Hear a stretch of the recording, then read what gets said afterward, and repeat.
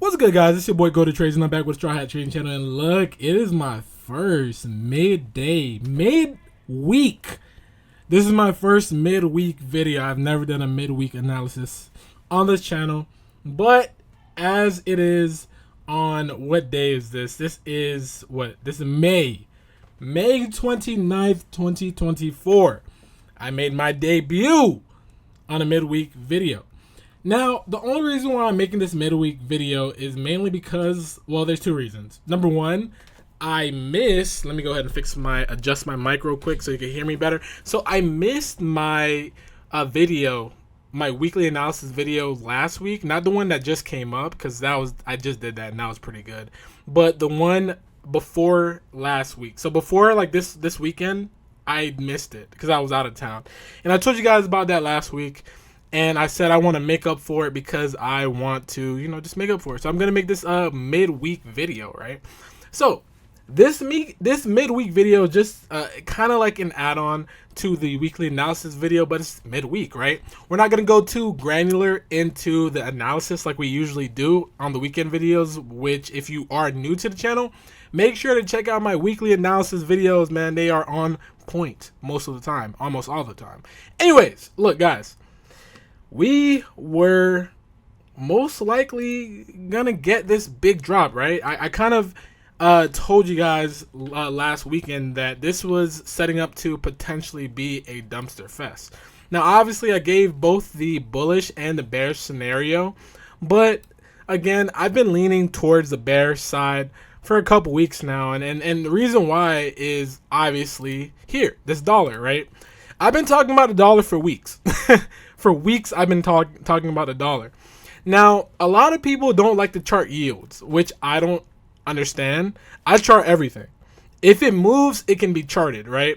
The reason why it can be charted is because a price action, a move, like it's math, right? You have a vector of elements, right? Where you have price and you have the price, the time of the price, right? So that can be measured, which can be charted. So anyone that says you cannot chart the yields or whatever, I'm not gonna call them dumb. I'm not gonna critique their intelligence, but I personally think that that's not a smart thing to do, right? So I chart the yields, right? And the reason why I chart the yield is because it is basically the precursor for the dollar, and this is like basically a little teaching session, all right? So whenever the dollar, right, and the reason why we care about the dollar, whenever the trend of the dollar is going in a direction, the market usually goes in the opposite direction. Now, it doesn't mean that if the dollar is going up, the market goes down. That's not what it means. It means the trend. If the trend of the dollar is going in one direction, then the trend of the market is going in the next direction. Now, the best way to kind of show you that, right? Let's use NQ for an example, right? For NQ, when the dollar, so let's go ahead and put a line, right? When the dollar, is this the line? Whoops, that is the horizontal. Boom. So when the dollar change, what? Why is it not doing it? Am I tripping? Here we go. All right. Sorry, I suck with the hotkeys, right?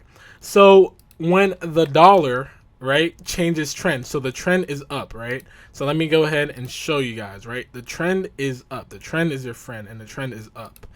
When the dollar is going up and it changes trend, right? So the trend changed right here, right? Or you could kind of say that you broke down right here, right? So between this area and that area, you got your change of trend. So you were going up. Let me go ahead and put a arrow. Where's the arrow? Right here. Boom. So when the dollar was going up, right, where was your trend, right? Your trend was down on equities, right? And you can see here. Let me go ahead and copy this line. Boom. So right here and right over here. Okay. So before you got to this line, right? Before you got to this line, this was your trend. Your trend was down as the market was going up, right? While the trend was going up. So that's how it works. When the trend is going up and you initiated your trend actually right here. This is when you got your confirmation of trend right here. So when you get your trend confirmation, that's when you get the bulk of your movement, right? So boom, the trend changed on the dollar. It went up, and then the market was going down. You feel me? It was going up, going down. Okay. So now between these green lines, right? This is where you got your like kind of sideways into your bottoming pattern, right? So when the dollar started changing patterns, right? Once the dollar started changing trend, right? Which it did right here. When it started changing trend, then you start changing trend towards the upside, right? And again, in between these green lines, it's basically your sideways action. So when you went sideways on the market right here on this dollar, that's when you started getting your bottom patterns. Now, obviously, it's hard to pick the actual bottom and the actual top when you're using this indicator. That's why it's just an indicator. Not everything's 100%.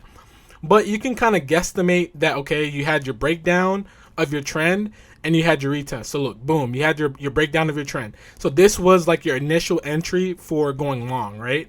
And the same thing here. This was like your initial entry for going long around this green line here, right? So then we end up trying to break back to the upside, right? We try to break back into this up channel, and we end up failing. So when we end up failing, you had your 2-try failure. So look, you try once, boom, fail, you try twice, boom, and you go, right? So after you had that action, your dollar officially changed trend on this candle right here, right? Which corresponds with what this candle right here. So you were able to buy at least on this day or that day. And if you bought and you held, you were good because the trend of the dollar continued going down, right? So you could have been straight going up like on the market this whole time. But now that the market, as you can see, the dollar is starting to go sideways, right? Right here, your dollar is trying to break out, right? It's like going sideways in between these bars, right? So if I show you right here, let's go ahead and put a horizontal line. Boop, wait, right here. Put a horizontal line here and a horizontal line here. This is like your sideways action and you try to break out, right? So the dollar tried to break out. It tried to break out right here and it failed, right? And you pull back, you found buyers, and now you are retesting and you are breaking out right now, right? So now that the dollar is breaking out, that's why you're getting your selling pressure on the market, right? So why is this important, right? So now that we've gotten this, let's go ahead and put these green lines, right? It's the same thing. Boom and boom, right? This is like kind of your sideways action where you're starting to bottom, or in this case, you're starting to the top on the market. So let me go ahead and put it on this side so you can see, and put it on, it's right here. So boom. Between here, this is where you start seeing your weakness. You start trying to enter your long dated puts on the market, try to enter your longs on the dollar, and boom, you're trying to break out. So now the dollar is facing a breakout. So the dollar is now changing trend to the upside. And again, when you change your trend to the upside, what happens? You go to the downside. That's just how it works, right? That's how it works, and that's how it's been working for a while. And that's how I've been able to track a bulk of my like best trades, right? Just by waiting for the dollar to either break out or break down. So that's what I'm watching, and that's what I believe is going to happen. So don't be the sucker, right, who thinks that, oh, just buy the dip. You'll be fine. You can buy the dip, right? But the way you would want to buy the dip is you want to buy the dip up here during your, like when you hit your resistances, right? Just like right here, when you hit your resistances and you end up selling down, okay, boom, that's fine. The dollar is trying to break out, so you want to catch it on a pullback, right? When you change trend. Now, why do I even think the dollar is going to break out, right? It's too early to tell, right? Okay. Well, what you're doing right now, what you see right now is a massive, right? And I've been saying this for a long time. This is a massive cup and handle I don't know how people were getting bearish on the dollar. I just could not understand to the life of me. You had a falling wedge here, and now you are breaking out of this falling wedge. So now you are creating a what? Cup and a handle. So what does that mean? That means that you are looking at, look at this measure move. Look at the timing of this like upside move. You had 1, 2, 3, 4, 5, 6 weeks of upside. I am looking to about 1, 2, 3, 4, 5, 6 weeks of upside on the dollar just to even reclaim this previous high on this side. Now, obviously, I do think we're gonna break above just because that's just how a cup and handle pattern plays out. So I do think if we end up breaking out of this, like this, what is this? Your October high, right? Remember, your October high on the dollar was your NASDAQ low, right? So if we end up breaking this, I do believe that we're going to see a monster sell-off. Now, obviously, I still think that we're going to see like the market hit new all-time highs again this year. But I do see a major sell-off in the making right now, okay? So I know it's hard to fathom because we just made all-time highs again, but that's just what I see with the charts, right? And this is my confirmation, right? For me, the Dow Jones has been your leading indicator, right? In terms of like where the market's going to go. If you notice, right, the Dow Jones kind of leads the move, like goes first. The Dow Jones goes first. So as you can see, when the market was still like basing, right, the Dow Jones already was showing strength, right? The Dow Jones is already going higher. Even when you got consolidation, the Dow Jones just kept going higher.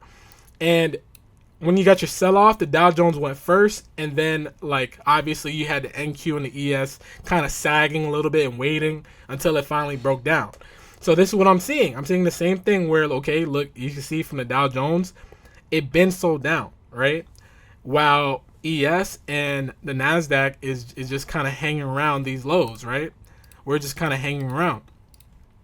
So even if let's put it to the 4-day, because for some reason the 1 day is not showing where you closed. So we end up closing below our weekly low in the after hours. So that's like a major, I'm not gonna lie, that's a major like sign for continuation to the downside on the ES. So I'm still waiting for that to happen on the NASDAQ. But if you look on the Dow Jones, you already are well below the weekly low. You're already well below the weekly low. As a matter of fact, you are all the way to your January open. And that's where you see I don't know why it's doing that. But that's what I'm looking for. I'm looking for your January open as a target for the ES and the NASDAQ. I do believe that is where the market is kind of hinting to possibly sell to. Now, you do have major demand areas on both of these charts, and your major demand area is going to be your February high. So I do believe that we are going to see a sell to at least down here at 51.85 on ES, and possibly a retest down to 51.31. And if I do it on the NASDAQ, I do believe we come down to I do believe we come down again to your February high right here. And we gotta stay above. If we don't stay above your February high again, you do have some room all the way down here to your major demand zone, which is at 18,000. So that's what I'm looking for. And honestly, you real life have moved, like you have room to either this demand zone here at 17.79 or possibly to your, again, you have your January open, which is right down here at 17.2. Now, it doesn't even look like you can look at this bulk move here and it doesn't even seem like that's a possibility, right?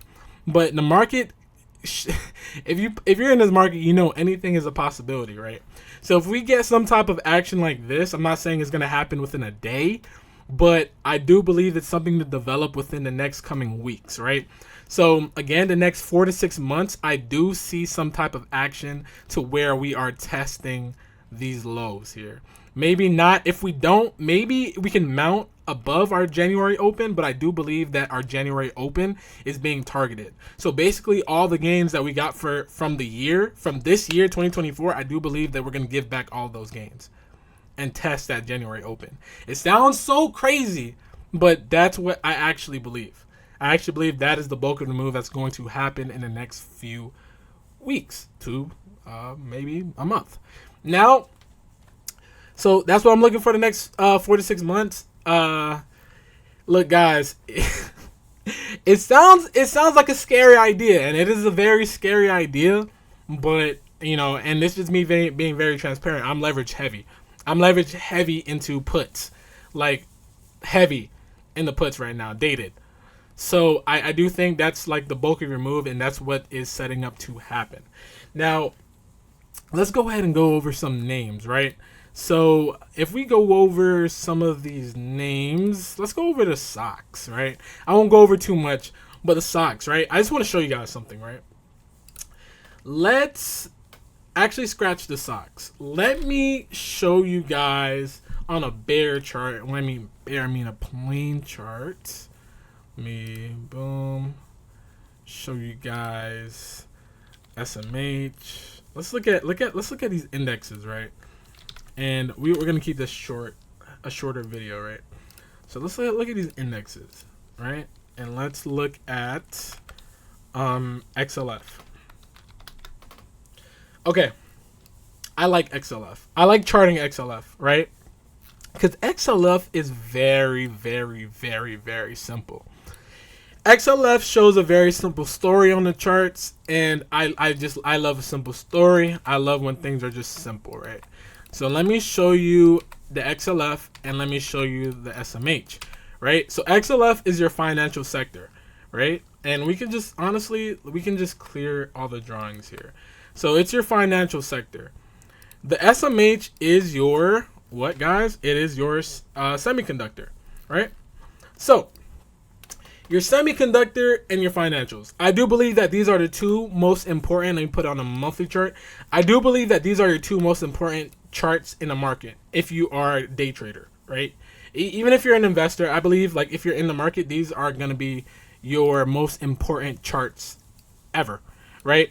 Mainly because these charts, the financial sector it's a precursor to chips, right? And chips is a precursor to tech, right? So let me show you what I mean by that. When I put this on a weekly chart, they look very similar, right? Let's pay attention to this move, right? This move looks very similar, right? It's basically the same move, right? You go higher right here, and you just keep powering higher, right? So one thing that the XLF did, and this was my signal to even like go even shorter on a market, right? Once XLF showed weakness up here, right? Once you showed weakness up here, you end up selling off, right? And look left. When you look left, you had this monster run, you had a dip, you had a curl up, and then you sell, right? If we look here at SMH, you had a monster run, you had a dip, you curl up. Now, I'm expecting the same movement. But I want to see something, right?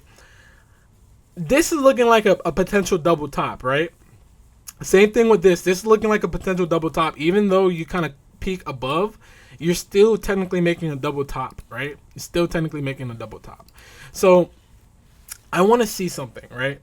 If we end up clearing, because the XLF is going to do it first. If we end up clearing this neckline and we end up breaking, I do believe we're going to see a bigger sell, right? And your demand area is somewhere in this zone. Boom. This is going to be your demand area somewhere in this zone. So you're going to have a monster sell. Like this is a setup for a monster sell, almost to $37. Same thing with with the SMH. I do believe it's what I think, that if we end up breaking down, right? If we end up breaking down on SMH, I do believe we are setting up to potentially sell hard. Okay, I do believe that that is a massive potential for a massive sell. Okay. Now, again, it sounds like a scary idea, and you know, you might look at this video and be like, this guy is an idiot, and that's fine, right? You might look at this video and be like, this guy is an idiot, but guys, if I play this and I make thousands upon thousands upon thousands of dollars while you guys are clowning me doing what I just said, you guys are going to feel like the idiot, right? So this is what I'm looking for. I am looking for this same pattern to play out. I am a pattern trader. This is what led me to believe that the S&P was going to have some type of sell just like this. Same thing with the NASDAQ, right? Even though the NASDAQ isn't completely done, just like how SMH isn't completely done. The NASDAQ usually is a laggard, right? So, and it's only a laggard because when you look at the S&P 500, you have 500 stocks compared to the NASDAQ 100, which is 100 stocks. So it's different. I do want to see this play out, and I do think it's going to play out. So that's what I'm watching. And I look, guys, again, don't be the guy. Do not be the guy that thinks that this sell, that these two inside bars right here, right? You don't think that this is a good look. Don't be that guy. This is not a good. This is a sell. This is a massive sell if I have ever seen one myself. Right? You could even potentially be making some type of head and shoulders here. You know what I'm saying? That could also happen. So that is what I'm watching for. Let me know what you guys think down below in the description, in the comments. I know I said description, but that's what I'm watching for. Some of my names that I'm watching, I told Discord some of the plays that I was taking. I told you guys too. I told you guys about the video trying to get to at least to the 1200 area. It hasn't gotten there yet. It got to 1150. Maybe it might get there this week, maybe not. But I did tell you guys about the bearish plays of Amazon. If you take Amazon at 185, around there, 185 to 183, you got a nice pullback zone. Right now you're sitting at 181 in the after hours. I told you guys about Meta. Meta was looking weak. Still looking weak. Still haven't fully broken down yet. But you do have a hella breakdown potential on Meta to possibly, if you break this neckline at 461, then you have room all the way to about 430 to 440. So that's what I'm watching. Microsoft, something that I just took just now, like earlier today. I like Microsoft here for shorts. One thing about Microsoft, when Microsoft starts selling, boy, it starts selling. So right now, Microsoft closed the day at 429. Right now, you are sitting at 425 under your open. So yeah, you look kind of bad on Microsoft.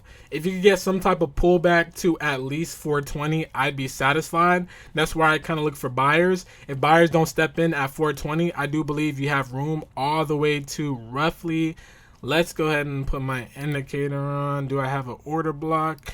I don't even see an order block on a daily. Let me see if I see one on a weekly. There's one right here, but I believe we're going to take that out. Honestly, it looks like you got room, bro. Like I said, when Microsoft goes, Microsoft goes. I do believe that you possibly have room to test all the way down to maybe 400 if you lose this 420. So that's what I'm looking for on Microsoft. So I think that's going to be a decent play. And yeah, that's all I'm really paying attention to for the week. For the rest of the week, I have been looking at Boeing. Boeing looking pretty weak, but I think I like the Microsofts and the Amazon a little bit better. CRM just reported earnings. It's looking terrible, man. CRM's looking kind of bad. Let me go ahead and pull it up right here. CRM all the way at 226. So you are under your 226. You are under, right? You are under your trend line here.